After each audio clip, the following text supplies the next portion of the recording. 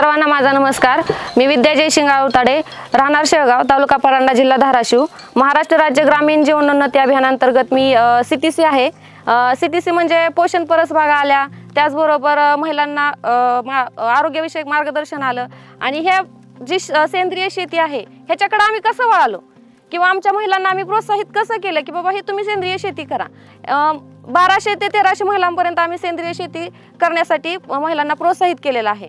आणि खेड्यात आता पहिलं माणसं कशी लोक सेंद्रिय शेती करायची आणि आता रासायनिक शेती करतात। तर रासायनिक शेतीमध्ये खर्च आपला वाढतो आणि आपलं उत्पन्न कमी होतं, कारण जमिनीचा पोत हा कमी होतो आणि आपलं उत्पन्न कमी होतं। तर त्याच्यासाठी आपलं जे बजेट आहे ते बजेट वाढतं आणि उत्पन्न कमी होतं। त्याच्यामुळे आपली जी आता बेरोजगारी आहे ती जास्त वाढलेली आहे असं मला वाटतं। कारण जी आपण सेंद्रिय शेती करत होतो ते 0 बजेटमध्ये, आता माझ्याकडे जी सेंद्रिय शेती आहे, माझ्याकडे 25 एकर शेती आहे। तर 25 एकर शेतीमधली 25च्या 25 एकर शेती म्हणलं तरी चालेल, ती मी सेंद्रिय पद्धतीने केलेली आहे। तर माझ्याकडे 1 एकर शेती आहे बोराची, ज्याच्यामध्ये पूर्ण 107 झाडं आहेत। तर 107 झाडामध्ये 40 झाडं अशी आहेत जी उमरा म्हणजे कडाका जातीची आहेत।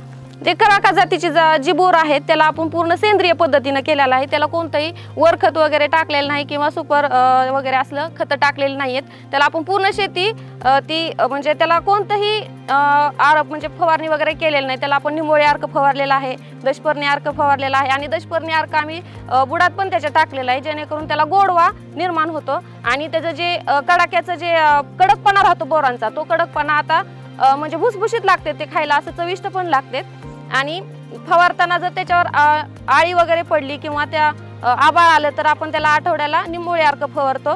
तर तशी मी म्हणजे लिंबाची जी लागवड आहे ती पण आपण बांधावर केलेली आहे लिंबोळी अर्कसाठी। आणि दुसरी गोष्ट, आपण सेंद्रिय शेती करताना जो पालापाचोळा आहे तो पूर्ण त्या झाडाच्या बुडक्याला साठवून ठेवलेला आहे, बोरीच्या पण आता सध्या।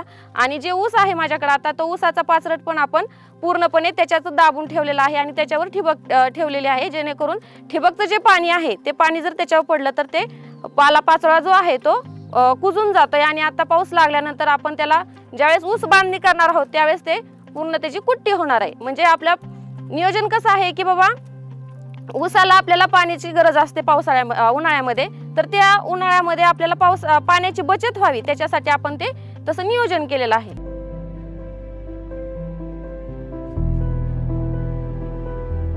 झिरो बजेटवर आपली शेती कशी होईल, तर त्याच्यासाठी आम्ही त्याचा पूर्ण अभ्यास केला सेंद्रिय शेतीचा, की त्यामध्ये असं लक्षात आलं की बाबा आपलं जे शेती आहे आपल्या त्या शेतामधूनच आपल्याला ते औषधं असतील किंवा आपल्या जनावरांचं गोमूत्र असेल, शेण असेल, ह्या सगळ्या गोष्टी आपल्याकडे अवेलेबल आहेत। मग आपण का उगाच म्हणजे सेंद्रिय शेती सोडून रासायनिककडे जायचं आणि रासायनिक खतं घ्यायचं म्हणलं की त्याला 2-2.5 हजार रुपये एक पोत्याला लागतात। त्याचबरोबर 25 एकर शेती म्हणल्यावर 2 ते 3 लाख रुपये नुसतं खताला जायचं रासायनिक खतं खरेदी करण्यासाठी।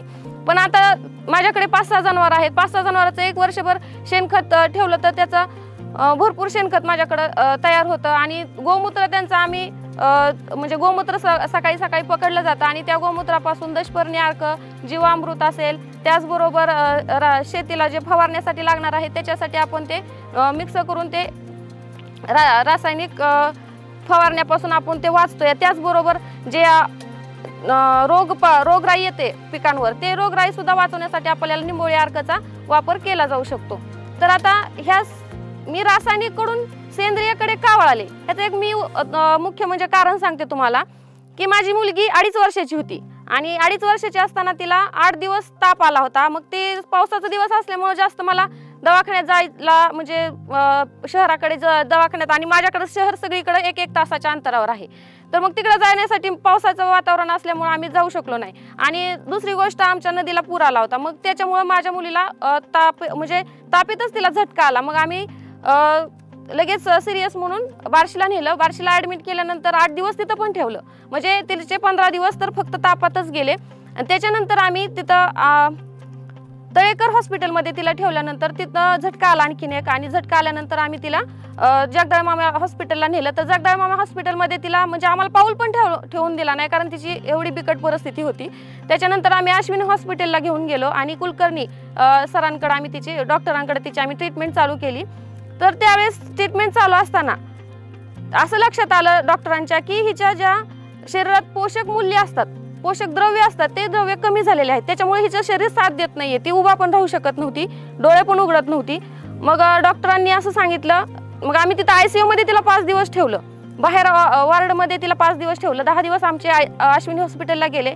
आम्ही येता येता तिला 50 ते 60 हजार रुपये तिथं बिल भरून आलो आणि त्यांनी येता येता डॉक्टरांनी एवढंच सांगितलं की तुम्ही काही करू नका, फक्त सेंद्रिय शेतीकडे किंवा तुम्ही हिला जेवढं होईल तेवढं तुमच्या घरी शेती असेल तर जेवढं होईल तेवढं हे घरचं खाण्याचा प्रयत्न करा।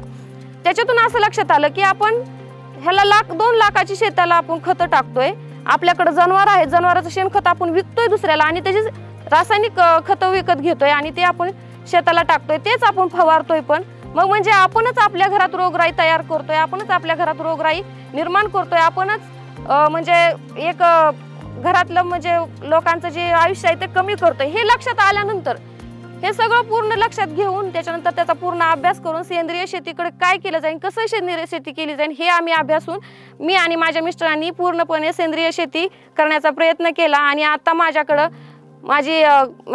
10 म्हणजे माणसं आहेत घरात आणि माझ्याकडे 6 ते 7 जनावर आहेत।